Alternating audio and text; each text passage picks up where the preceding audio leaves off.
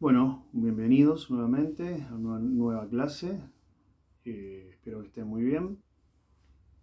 Por suerte, por mi parte, estoy mucho mejor de la voz, así que hoy no vamos a tener ningún inconveniente para realizar la clase de manera corrida. Así que bueno, en el día de hoy vamos a ver las NIC 8, 10 y 37. No las voy a ver taxativamente como las vemos siempre, por un tema de que, como les había avisado en clases anteriores, el material es bastante largo, incluso me queda pendiente la clase de instrumentos financieros, que realmente es muy larga, realmente es muy larga. Son alrededor de 150 filminas cuando las normales son alrededor de 20.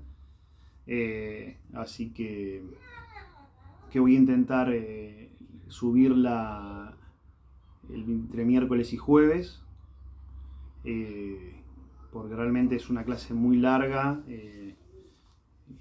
incluso como para sumarla con otra normativa. Por eso la verdad que, si bien no la pude hacer completa la clase por un tema de salud, tampoco hubiera sido muy, a mi criterio, muy productivo darla junto con las otras dos que vimos el sábado pasado, por un tema de que eres muy extensa y tiene mucha parte práctica y realmente se hace muy tedioso. Así que bueno, entre miércoles y jueves la voy a estar subiendo. La clase de hoy es bastante más liviana, pero bueno, entiendo que también estamos cerca del examen, así que del segundo parcial, así que entiendo que hay que tratar de agilizar los tiempos.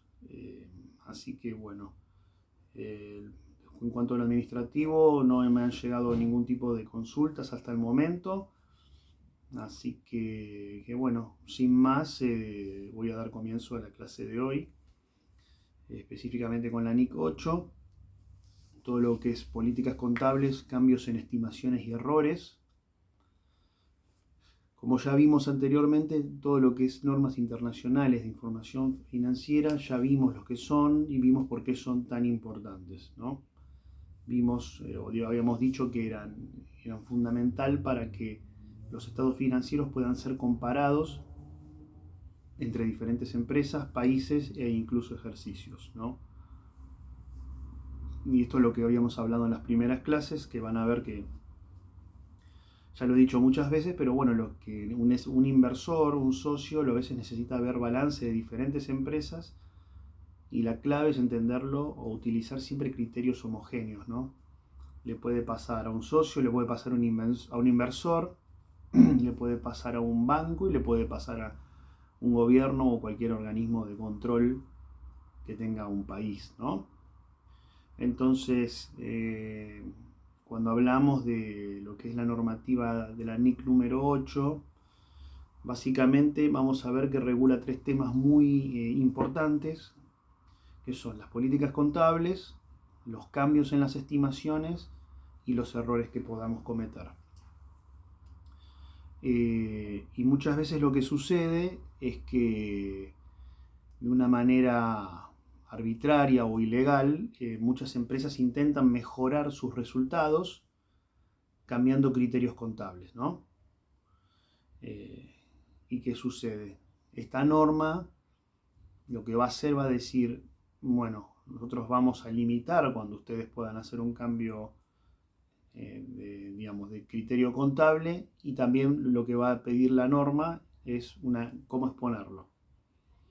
O sea, no van a poder hacer lo que quieran en la medida que estén acogidos a las normas internacionales. Entonces, como todas las normas anteriores y las subsiguientes, ¿qué es lo que va a buscar nuestra NIC número 8? Va a buscar siempre que la información tenga tres características básicas: relevancia, fiabilidad y comparabilidad, ¿no? Y como hemos visto, la comparabilidad es una de las más importantes siempre, ¿no? Si nosotros somos, por ejemplo, veedores o queremos invertir o estamos simplemente leyendo balances, y si vemos que una empresa permanentemente, o no sé si digamos permanentemente, eso es muy general, una vez al año o 2 veces al año cambia la forma en que mide inventarios, cambia la forma en que mide depreciaciones, previsiones, nosotros perdemos capacidad de análisis y nos cuesta generar comparaciones con años previos o con otras empresas, porque estamos viendo que hay cambios permanentes, ¿no? Esto, por ejemplo, hay un ejemplo básico que es una empresa que dice, bueno, este año utilizamos un método de depreciación lento, al siguiente usamos uno acelerado para reducir ganancias y pagar menos impuestos. Entonces, si está permitido o no está permitido, para la ley nacional posiblemente esté permitido, pero para las normas internacionales, perdón, para las normas internacionales, no. Entonces, lo que busca es evitar este tipo de manipulación, porque se pierde fiabilidad en la información y se pierde esa posibilidad de comparar, ¿no? O sea, no es lo único que le importa a la normativa es cumplir las normas, también es reflejar la realidad económica. Básicamente va a ser siempre eso, reflejar la realidad económica de una compañía. Entonces, tenemos lo que denomina políticas contables, ¿no? Las políticas contables van a ser aquellos criterios concretos que adopta una empresa para registrar operaciones. Son los criterios que ellos adoptan para registrar operaciones. Tenemos, yo aquí anoté algunas cosas que son básicas, que son, por ejemplo, los métodos que son los ejemplos más comunes, que son, por ejemplo, los métodos de depreciación, la evaluación de inventario, reconocimiento de ingresos, tratamiento de costos financieros. Entonces, son los ejemplos más comunes, eso quise decirles. A lo que voy es que estas políticas deben aplicarse uniformemente. No es que no se pueda cambiar nunca, sí, se puede cambiar, pero tiene que estar justificado y tiene que estar revelado. Eso es lo que nos dice la normativa. Nosotros, por ejemplo, una empresa puede utilizar el método FIFO o lo que sería PEPS en castellano para evaluar inventarios porque quizá para ellos refleja mejor la rotación verdadera de la mercadería, ¿no? Puede ser. Ahora, si al año que viene quieren usar webs o precio promedio ponderado, bueno, lo tienen que justificar y lo tienen que explicar. Eso es lo que nos dice la normativa. Si no, un año usamos uno, otro año usamos otro, no. Lo que busca es evitar eso, no por la comodidad de la empresa, sino para reflejar algo razonable, ¿no? Y aquí vamos a lo importante, ¿no? Que dice cambios en estimaciones. ¿A qué se refieren cambios en estimaciones? A veces la contabilidad, o muchas veces trabaja con estimaciones porque a veces no se conocen los valores exactos, ¿no? de muchas cosas. Por ejemplo, la vida útil de los activos la podemos estimar, pero a veces puede durar más, a veces puede durar menos. Hemos hablado en unidades anteriores de obsolescencia tecnológica, ¿no? Donde dijimos, no, esta máquina va a durar 10 años. Y no, en 5 años hubo un avance impresionante y esa máquina ya no nos sirve más. Bueno, por eso estamos hablando de estimaciones. Tenemos los casos muy comunes como más simples, que son por ejemplo los incobrables, los juicios, las garantías, ¿no? No es que nosotros estimamos mal o trabajamos mal, sino que a veces aparece información nueva que nos cambia esa estimación. Hay un cambio porque hay información nueva, ¿no? Es como el ejemplo que le di, lo podemos utilizar por ejemplo, camiones, ¿no? Compramos camiones, dijimos, bueno, compremos camiones, mira, van a durar 5 años, más de eso no van a durar. Bueno, pero resulta que se le hizo determinada mejora y, no sé, vamos a un ejemplo exagerado, si no sé, tenemos camiones comunes, ¿no? Y dijeron, no, ¿saben qué? Ahora hay un método que los podemos transformar a eléctricos y en vez de durar 5 años, duran 8 años. Bueno, tenemos una nueva estimación, no podemos decir que nos equivocamos hace 5 años. Hoy hay una mejora que nos permite estirar la vida útil de una máquina, de un camión, de un equipo electrónico, lo que fuere. Entonces no podemos decir, no, nos equivocamos, no, qué sé yo. Fue una estimación razonable, pero bueno, hoy tenemos nueva información y tenemos una nueva vida útil. Entonces no hablamos de un error, hablamos de un cambio por una información desconocida en su momento. Como para cualquier cosa de la vida que puede suceder más allá de lo contable. Ahora, tenemos otro caso que es lo que son errores de periodos anteriores, ¿no? Esto es otra cosa, porque acá el caso es que teníamos la información y la usamos mal. Estamos hablando de otra cosa, es otro caso esto. Entonces, por ejemplo, ¿qué puede ser? Una amortización mal calculada, registraciones duplicadas, costos omitidos, fraudes. Son casos donde nuestra información fue mal utilizada, que es otra cosa, ¿no? Entonces, esto es importante, por eso es importante la parte de auditoría contable, porque la auditoría es la que puede afectar realmente la credibilidad de los estados financieros, ¿no? Estas cosas suelen aparecer con auditorías, ¿no? Como por ejemplo cuando se inflan ventas para mejorar resultados, ¿no? Se inflan ventas ficticias, que quizá hubo 1.000.000 de devoluciones y nunca las registraron, o productos que nunca llegaron a los clientes y las registraban igual. Bueno, eso infla los resultados. Bueno, eso en auditoría se debería encontrar más o menos fácil, ¿no? Pero son errores, digamos, un mal uso de la información que teníamos, ¿no?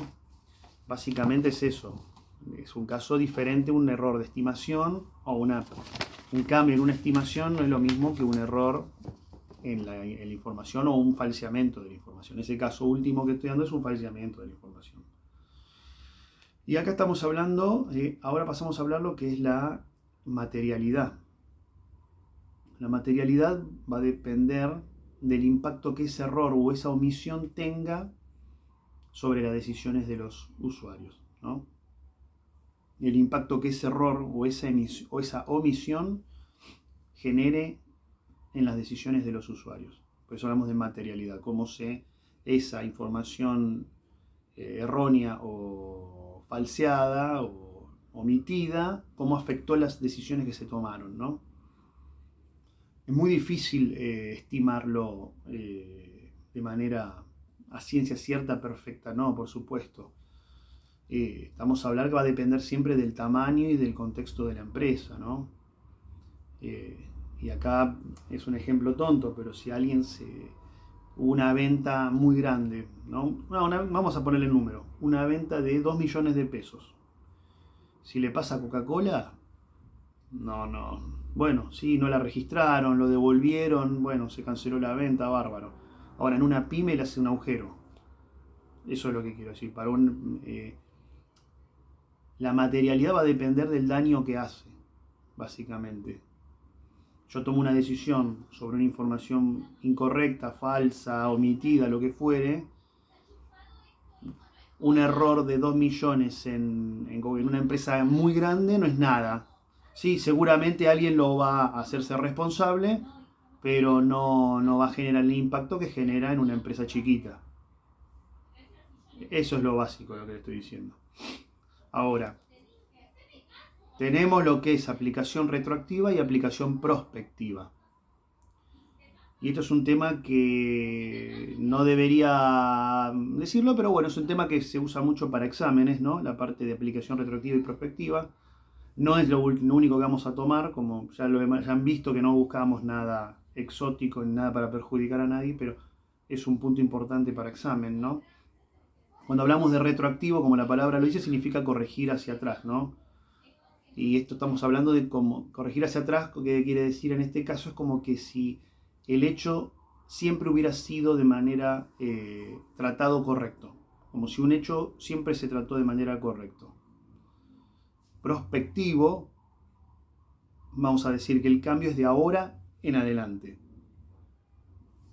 Si hubo, por ejemplo, un error en una amortización, lo tratamos de manera retroactiva. Ahora, si estamos hablando de un cambio de vida útil, hablamos de algo prospectivo, o sea, de ahora en más lo tomamos así. Entonces, esto les recomiendo que lo lean bien. Yo lo estoy dando de una manera más acotada porque hoy tenemos 3 normas, pero está muy claro en las filminas y les recomiendo que que lo vean de ahí y lo piensen de esa manera, ¿no? Que lo puedan ver. Retroactivo sería corregir hacia atrás, como si lo que pasó siempre se trató de manera correcta. Ahora, prospectivo, hay que aplicar el cambio desde presente hacia adelante. Esa es la diferencia. Ahora vamos a hablar de lo que es la selección y cambios de políticas, ¿no? Y que dice que la regla principal es que una empresa debe aplicar una norma internacional específica cuando exista, ¿no? Si no existe, se utiliza el criterio profesional. Y dicho esto, lo que quiero aclarar es que los cambios de políticas van a ser siempre excepcionales, ¿no? Entonces, como les dije en el ejemplo anterior, una empresa pasa de precio promedio ponderado a PEPS, ¿no? O FIFO, como quieran llamarlo. Y pues para ellos quizá de esa manera, con el precio promedio ponderado pasando a primero entrado, primero salido, refleja quizá para ellos mejor la realidad económica de inflación y rotación de stock, por ejemplo, ¿no? Pero la justificación tiene que ser algo razonable, no porque eso le demuestra una ganancia mayor en el balance. La explicación no puede ser algo así tan burdo. Tiene que tener una explicación razonable y lógica. Está hablando de criterio profesional. Y ahora lo que es estimaciones y errores, vamos a tener esto, ¿no? Esto es la parte clave. Una estimación, algo que nosotros suponemos, proyectamos a futuro, puede cambiar por nueva información. Y pasa para cualquier aspecto de la vida, no solo en la contabilidad, ¿no? Yo planeo hacer algo el fin de semana y llueve. Bueno, tengo nueva información que el día 1 no la tenía. Yo no sabía que el lunes, yo no sabía que el domingo iba a llover. Bueno, esto es lo mismo, ¿no? Tenía una deuda enorme y de pronto me perdonan la mitad a los 5 años. Yo no tenía esa información, ¿no? Eso es una estimación. Ahora, un error, no. Un error, estamos hablando de algo que ya existía de manera previa. Son cosas totalmente diferentes. Una es información nueva, la otra es algo que ya existía, ¿no? Si nosotros, es como los ejemplos que les di antes, ¿no? Si la vida útil estaba mal cargada en el sistema, la vida útil de una máquina, de lo que quieran, estaba mal cargada en el sistema, podemos hablar de un error. Ahora, si la máquina dura más porque le encontramos un mejor mantenimiento de las fallas de fábrica, hoy ya encontraron soluciones muy buenas. Entonces, si no, antes se rompían siempre, ahora se descubrió, se hizo una mejora, como pasa con los autos, ¿no? Que no, tales modelos vinieron con tal falla, pero a partir de tal año lo solucionaron con esto, con esto y con esto. Bueno, sucede algo así, la maquinaria va a durar más de lo que teníamos estimado. Entonces, eso estamos hablando de una estimación. ¿Se entiende? Lo otro es un error si la vida útil estaba mal cargada. No sé, en vez de 10 pusieron 8. Bueno, esto es un error, no hay duda que es un error. Ahora descubrimos que una máquina con un mejor mantenimiento y pequeñas mejoritas dura más. Bueno, ahí estamos hablando de una estimación. Finalmente, esta unidad tiene una parte de ejercicio. Yo le pido que lo resuelvan y le voy a pedir que en el campus suban la resolución. Hay un caso de un vehículo. Les pido que lo resuelvan, que lo pongan en el mismo, si lo quieren poner en el campus, lo ponen en el campus, si lo quieren poner como un comentario en el video de YouTube, lo pueden poner ahí. Les pido que lo resuelvan. Ya les dije, como hay mucha carga, prefiero darlo en líneas generales esta vez y no enfocarme puntillosamente porque realmente los tiempos apremian. Así que les pido eso, les pido que evalúen el caso. Hay varios casos, de ejercicios. Hay uno puntual que es el del vehículo. Bueno, le pido que por lo menos el del vehículo lo pongan en el comentario en el campus o en el link de YouTube de este mismo video.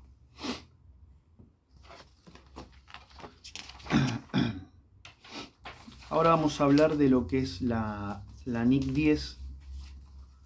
La NIC 10 nos va a hablar específicamente de hechos ocurridos después del cierre, ¿no?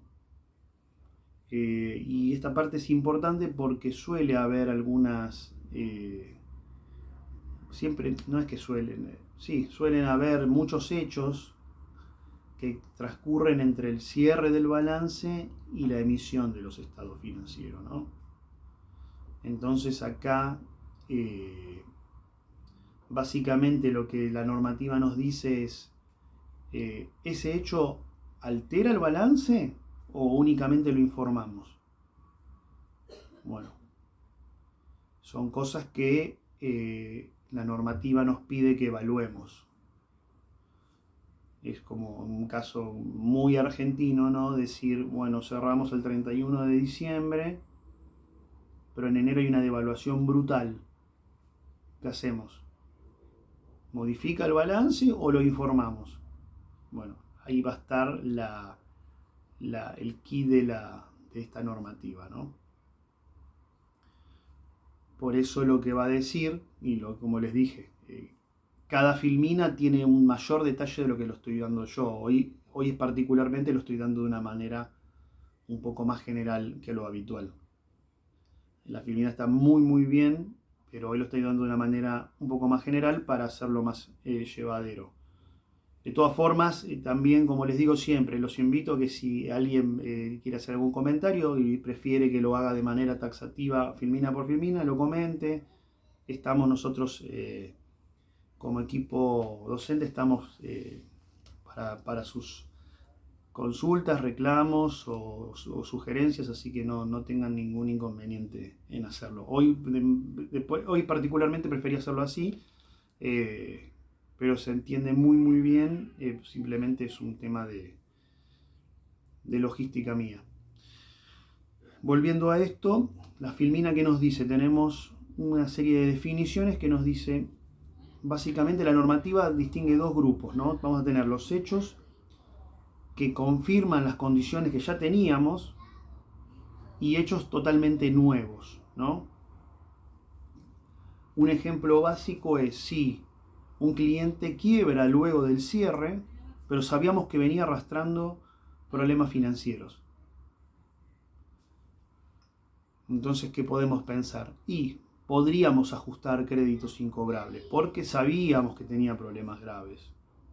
¿Quebró después de enero? Sí, quebró en enero, pero ya venía mal.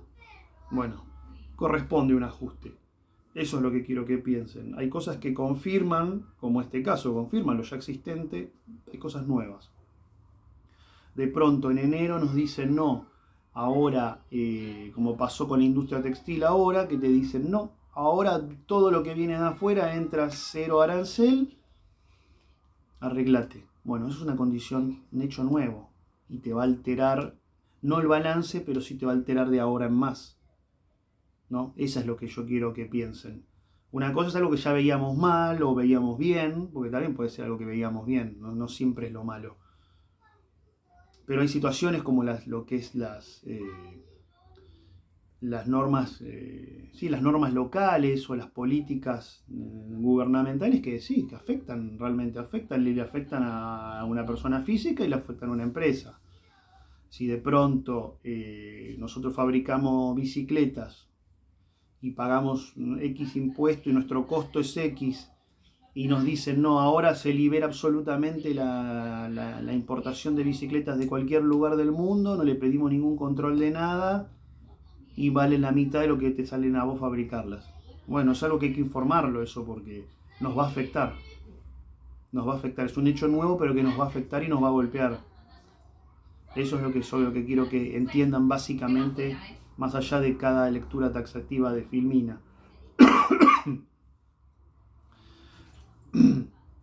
Y básicamente hay un resumen y hay ejemplos que están muy buenos.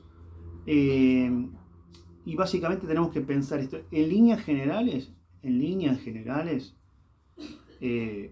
hay cosas que ajustan, ya les digo, en líneas generales, hay cosas que generalmente ajustan el balance, que son los litigios, los fraudes y las quiebras de clientes. Eso básicamente son las cosas que ajustan, los hechos que ajustan, ¿no? Ahora, los hechos que no ajustan, por lo general, son los incendios posteriores, la caída de mercado posterior, lo que les estoy diciendo, ¿no? Tenés una nueva regulación, te arruinó, bueno, eso tenés que informar, o no ajusta, no ajusta porque tu balance, esto no va a afectarlo, pero va a afectarlo de ahora en más.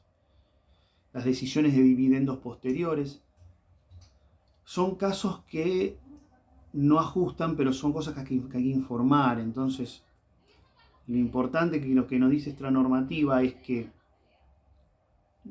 muchas de estas cosas quizás no ajusten, pero es importante revelarlas. Imagínense que ustedes son inversores, quieren comprar esa fábrica que les dije, que fabrica bicicletas, que le va muy bien porque fabrica cosas de muy buena calidad. Pero te leen que en los datos del balance dicen que ahora tenemos abierto una importación y entra cualquier cosa de cualquier lado, con la cual no podemos competir ni por precio, ni por calidad, color, lo que ustedes quieran. Bueno, hay que revelarlo porque eso ustedes quizás ya no invertirían con las condiciones actuales o que están por venir, ¿no? Bueno, esa es la clave de esta norma. Básicamente es eso. Entonces, a partir de las filminas 8 o 9, no recuerdo exactamente, nos dice todo este tema de la información a revelar, ¿no? Y nos muestra cómo las empresas informan estos hechos en notas contables. Y tenemos un caso que es el del Banco Santander, que está ahí mismo en las filminas, que nos muestra cómo no es algo teórico, sino que realmente la utilizan a diario las compañías grandes. Básicamente no es un tema de que es únicamente teórico, no funciona. Lo que quiero explicarles con esto, como les venía diciendo, es que allá se ajusten o no ajusten, estos eventos posteriores tienen que ser informados y revelados porque realmente afectan y cambian la interpretación del balance. Por eso tiene tanta importancia. Hay hechos posteriores que realmente un incendio quizá no altere, bueno, si se quema absolutamente toda la fábrica, sí, por supuesto. Pero un incendio menor o no sé, hay cosas que no son quizá tan graves, pero hay cosas que sí, y las cosas que son muy importantes cambian la lectura del balance. A vos te pudo haber ido los últimos 10 años extraordinario y te pusieron una normativa nueva, o tu cliente principal quebró, y no es un dato menor. Ahí realmente donde el inversor va a pensar realmente qué es lo que hace. Por eso de ahí la importancia de este tipo de normativas, ¿no? Y es para que lo tengan en cuenta y lo piensen, básicamente. Y llegando a la parte final, nos encontramos con la NIC 37, que también sigue en esa línea de cuestiones, hacer un poco de futurología, como digo yo, que hablamos básicamente de lo que son las provisiones y contingencias, ¿no? La normativa utiliza una palabra un poco más delicada que yo, que es incertidumbre, ¿no? Y a veces pasa que una empresa puede conocer o puede saber que tiene una obligación, pero a veces no sabe ni el monto ni la fecha. Son cosas que a veces suceden y que no podemos tener una certeza absoluta, ¿no? Esto pasa mucho con los juicios laborales, pasa mucho con las garantías, pasa mucho con las demandas, pasa mucho con las multas, pasa mucho con las reestructuraciones. Son cosas que sabemos que vamos a tener que afrontar, pero no sabemos a veces ni los montos ni las fechas. A partir de las siguientes filminas tenemos una serie de definiciones que son finas. Yo les pido que las lean, les pido que lo miren con paciencia y que lo lean a conciencia. Básicamente eso, ¿no? Más allá de estas definiciones, que tenemos una complejidad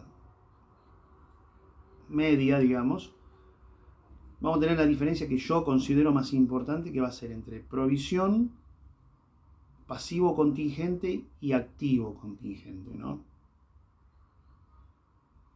Y acá por el ejemplo más elemental que podemos tener es que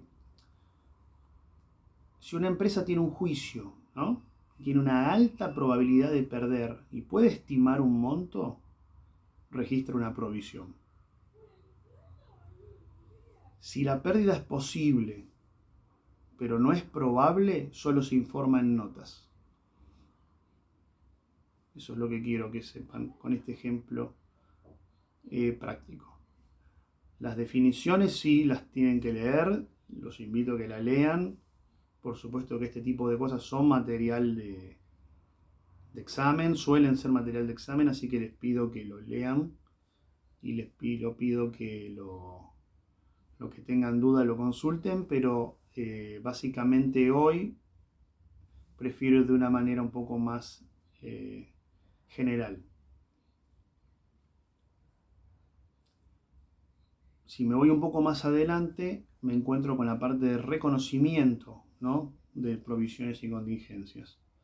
Y necesitamos 3 condiciones fundamentales en este caso: una obligación presente, una posible salida de recursos y una estimación fiable. Lo que para las normas internacionales, cuando decimos probable, digamos, en medio redundante, pero para las normas internacionales, probable significa más sí que no. O sea, más allá de toda lógica, si yo digo es probable, no significa 50-50, para ellos es más, ¿no? Si tenemos, y esto, yo dije 50-50, pero por ejemplo, tenemos un juicio y los abogados dicen, mira, hay un 80% de chances de perderlo. Bueno, lo más probablemente vamos a hacer una provisión, porque con un 80% ya consideramos que es más que probable. Finalmente nos encontramos con todo lo que es medición y ejemplo, ¿no? Y que lo que nos dice es que la provisión debe registrarse con la mejor estimación posible. Y acá tenemos un ejemplo de lo que es garantías, que los van a ver, que les permite hacer un cálculo bastante certero. Básicamente tenemos en ese caso preciso, nos encontramos que hay un 20% de defectos menores, un 5% de defectos graves, y ahí muestra cómo llegan al total de la provisión, ¿no? ¿Qué es lo que hace la contabilidad? Utiliza la estadística y la experiencia histórica para llegar a una conclusión. Eso es lo que más pesa, no solamente la parte estadística, sino la experiencia, qué ha pasado anteriormente, qué ha pasado en casos similares. Entre todo, llegan a un cálculo de una provisión y lo van a ver en el ejercicio que está ahí, ¿no?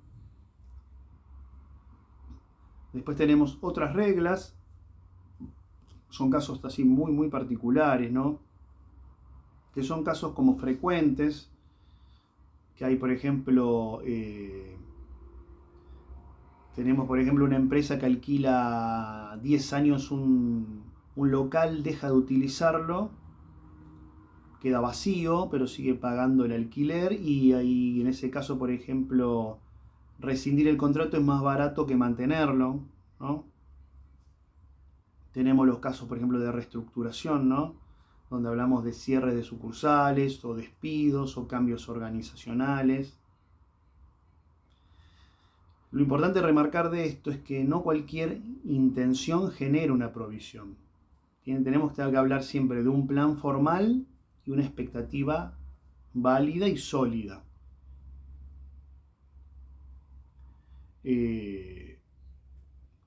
Ahora nos vamos a encontrar, a partir de la Filmina 27, nos vamos a encontrar con ejercicios y casos reales.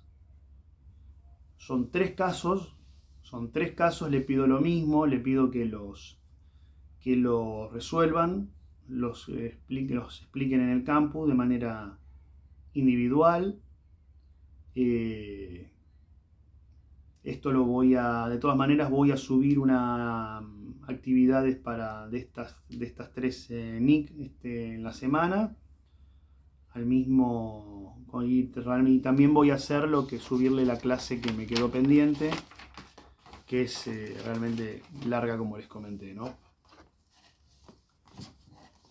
Básicamente lo que les quiero decir hoy es que estas tres normas, como todas las demás, lo que van a buscar siempre es que sea transparente, comparable y útil la información para tomar decisiones. Básicamente vamos a hablar lo mismo. La 8 nos va a explicar cómo actuar con cambios y errores. La 10 lo que va a hacer es analizar los hechos posteriores al cierre, viendo si afectan o no afectan el balance, si deben ser informados o no. Y la NIC 37 lo que nos va a hablar sobre incertidumbre y contingencias. Nos va a permitir estimarlas, calcularlas de una manera razonable. Y lo que quiero explicarle es que estas tres normas, más que nada, aparecen muchísimo en lo que es auditoría, digamos, más allá de las normas internacionales. Todo esto se utiliza mucho en auditoría, mucho en lo que es balances, evaluaciones, análisis financiero. Toda esta normativa de alguna manera implícita la tenemos ya nosotros funcional. Todo esto de, por ejemplo, hechos posteriores al cierre, cómo actuar con cambios y errores. Está bien, la normativa nuestra no nos dice no la cambies todos los años, pero tiene que estar informada en notas.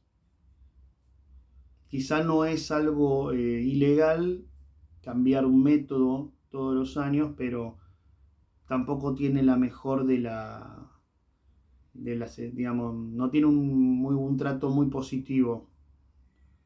Sería como dudoso, ¿no? A nivel de auditoría sería algo un poco observado, ¿no? Le quita un poco de transparencia a la compañía. No es algo prohibido. Ahora, las normas internacionales sí lo regula. Lo que es incertidumbre y contingencia también tiene que, en auditoría, es algo que, y en análisis financiero, es algo que tiene que estar muy razonablemente estimado. No tenemos certeza, estamos hablando de cosas inciertas, estamos hablando de cosas que pueden suceder o no, pero entre la estadística, la información histórica, el criterio y el sentido común, tenemos que llegar a puntos lógicos, no omitir cosas importantes, no exagerar provisiones. Por eso es muy importante que vean esa parte de definiciones, activos y pasivos contingentes, provisiones. Mírenlo, por favor, léanlo con atención. Es material de examen sin dudas, y también es un material que les va a servir para otras cosas más allá del cumplimiento de la materia o la cursada. Así que por hoy es todo. Por supuesto que, como les digo siempre, todo lo que sea campus, siéntanse libres de mandar consultas, sugerencias que tengan. En la semana voy a enviar trabajo sobre esto para que participen. Por supuesto que esta vez no hay tanta carga como en la primera parte de la materia porque tenemos bastante menos tiempo y tampoco los quiero recargar tanto, lo entiendo, pero es muy importante estas unidades, les pido que presten atención, que lo lean a conciencia, porque de esto hay bastante que va en el examen. Así que les pido bueno, que cualquier duda que tengan, sugerencia, se comuniquen por el campus. Voy a estar avisando en la semana cuando subo la nueva clase y bueno, será hasta la próxima clase entonces. Muchas gracias a todos y que tengan buen fin de semana.